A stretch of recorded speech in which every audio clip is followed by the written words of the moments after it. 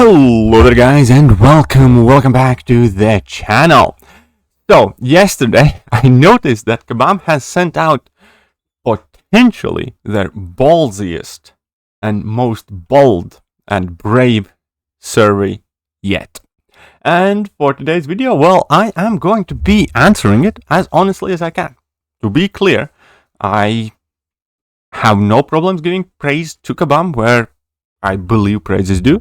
I understand that they are a gaming company, and I do not have any specific vested interest in, turning this video into negative rant or anything of the sort. However, I'll also be honest. So, thank you for taking time to fill out our survey. This survey will take about 10 minutes to complete. Feedback, Malcolm Champions is essential to help us improve and future players' experience. Please complete this questionnaire as honestly as possible. There you go. Let's go for it. How often do you purchase in-game? Rarely, sometimes often. Let's face it, I get much less now. But overall, my MCOC purchasing, would be described as often. How impactful are purchases to your gameplay? Extremely impactful. They are, obviously, because it's no secret. As a free-to-play, as a complete free-to-play, you can't keep up at the top of the tippy-top alliances. Or in battlegrounds, it's insanely hard as complete free-to-play. As a low spending, it's somewhat possible. How useful is the Sigil monthly subscription? At this point, I would say somewhat useful. Sigil store is way outdated. It's completely useless for top-end Paragon. It just gives resources that are, a generation old or older, and pitiful amounts of it. There's nothing current. There's not even tier 6 basic, tier 3 alpha, let alone tier 6 CCs or 7-star stuff, so it's like 2 generations old at this point. However, still, inventory cap is increases. Nice, few other perks are not awful. And the solo event that does give you some units, some refills, stuff like that's quite nice. So I'm gonna keep it balanced somewhat. How do you rate value of value for money of the in-game items? I think for most part it's quite it's gonna be either neutral or poor.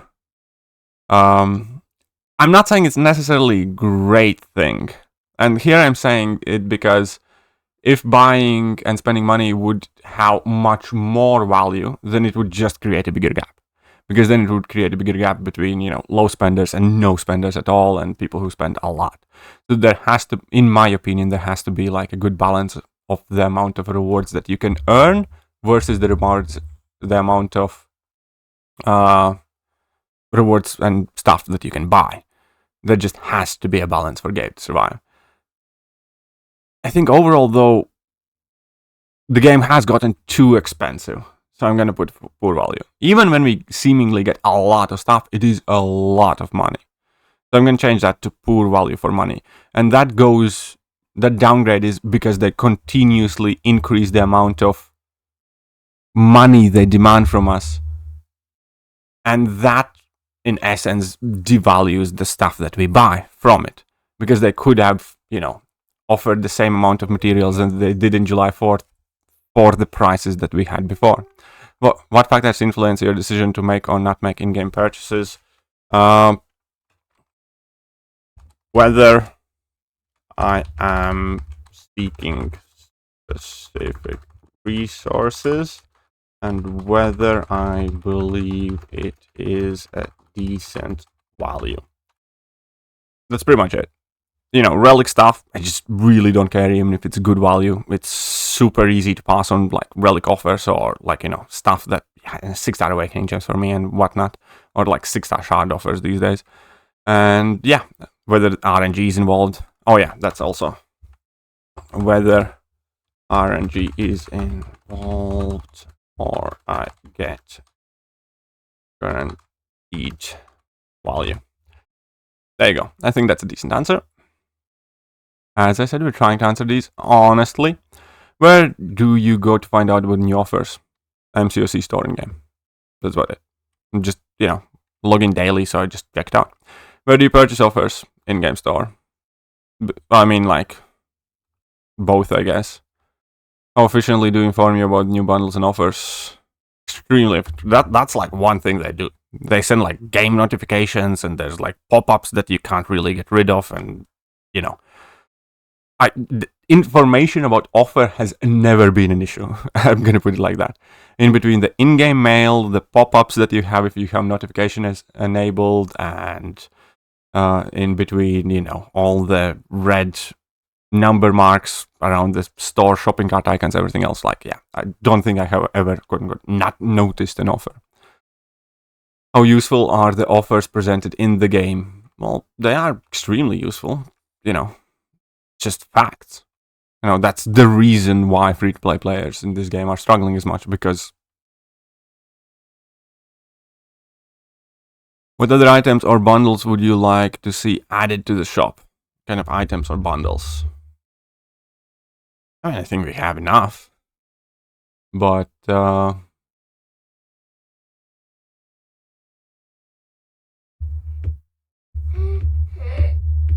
no, I mean, like, they come up with everything. Like, you have everything. How useful are the following items in your gameplay? Not useful at all. I have everything unlocked that I need. Catalysts, extremely useful. Always need more of those. Champion boosts, somewhat useful. You know, you need them. Not too much of them though. ISO 8, to me, not useful at all. I typically have enough. Essence. What is essence? I don't know what is essence? Ah. Yeah, I don't know what it is. Or I forgot. Crystals, somewhat useful. Let's put it, I guess, here. I'm not super big on opening crystals anyways, but sure. Gold, you know. 2, why not? Ball chips, whatever, you can grind those. Units, always extremely important. Premium currency.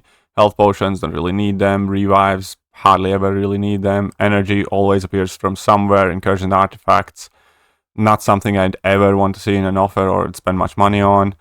Glory store is nothing compared to Ballion store anymore, so I don't Glory used to be much more important. Loyalty, you know, I guess these two here. Trophy tokens, yeah, sure, these would be very good trophy tokens, you know, the best. Elder's marks, don't really care for it. Alliance tickets, soon's gonna go away. It's special event, filaments, whatever. How difficult are the following in-game items to obtain? Mastery cores are extremely difficult to obtain, especially the carbonadium. Catalyst ones are, you know, you always need more of those. Champion boosts are like extremely difficult to obtain, the big ones. Like the small ones, yeah, sure. The big ones, super hard. ISO 8, I'm gonna say it's somewhat difficult.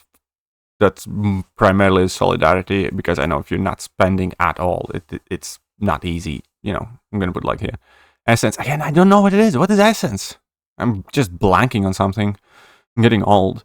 Crystals, somewhat difficult. Gold, difficult. Ball chips, I think ball chips are not difficult to obtain. I think ball chips are quite easy.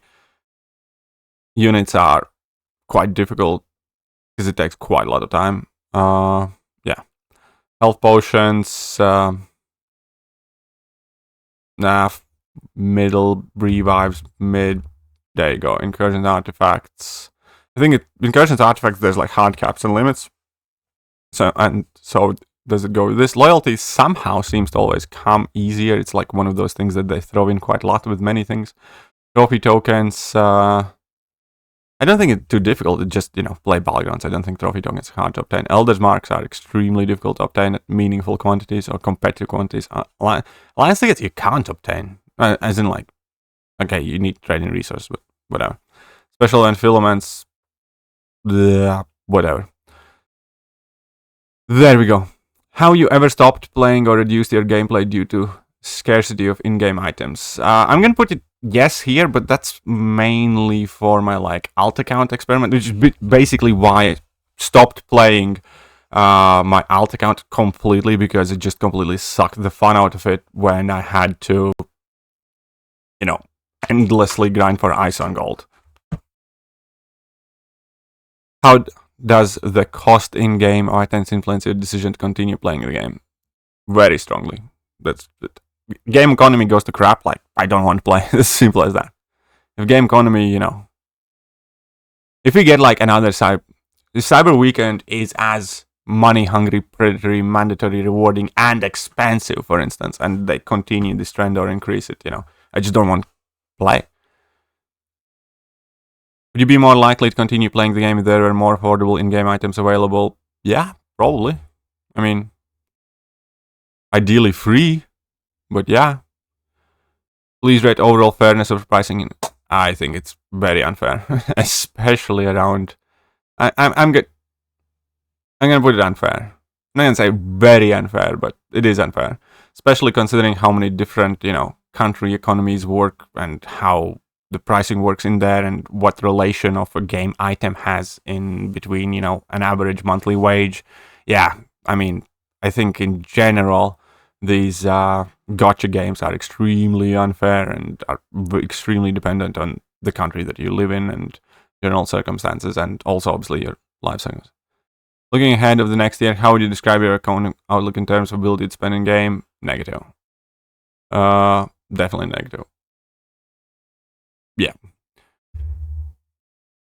How frustrating is it when you cannot progress in game due to the high cost of scarcity in game? Extremely frustrating. How likely are you to leave MCOC because in-game items increase? Yeah, very likely. As I explained, if Cyber Weekend basically, is as expensive as July 4th was, and you just can't really do it. And I have the type of personality whether I do something, to the best of my ability, or I don't do it at all. Have you encountered any technical issues related to purchasing in-game items? No, I haven't. I think that's the one thing that, they have in order, and if there's something wrong with the offer, they, do send out replacement crystals or something like that, because that's the one thing that I definitely keep an eye on. Want to tell us more?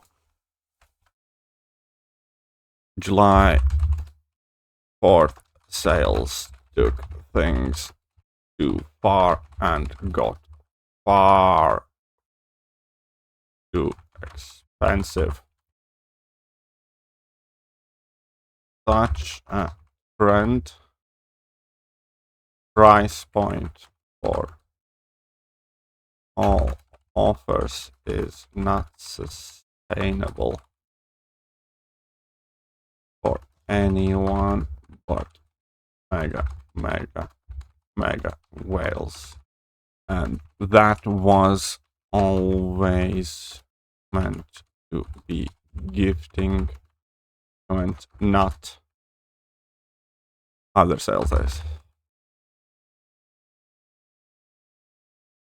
There we go. Hey, we still have more. Okay, let's jump in. How do you feel about frequency of opportunities to earn and obtain value without spending money? Very dissatisfied. It's not about the frequency as much.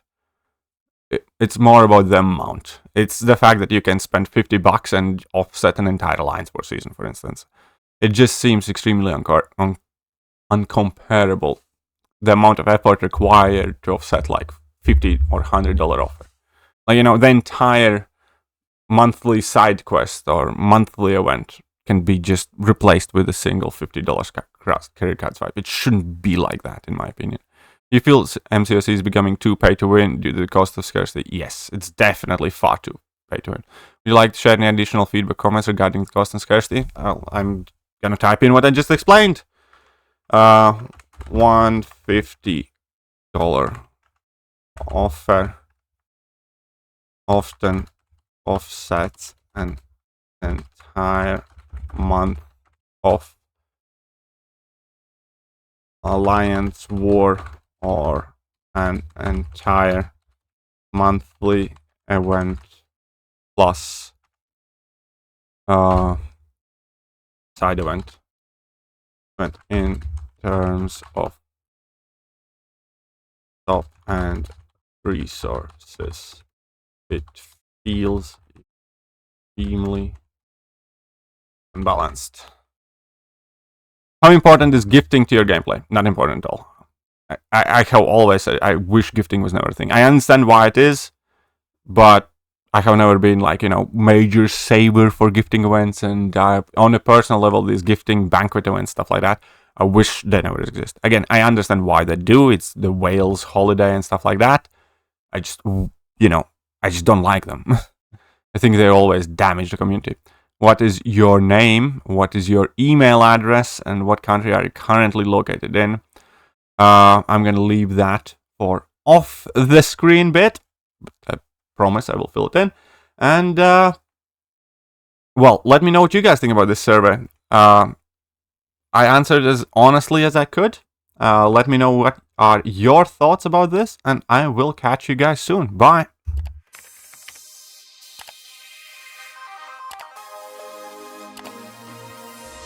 Hello there guys and welcome back to the channel. So we have all the information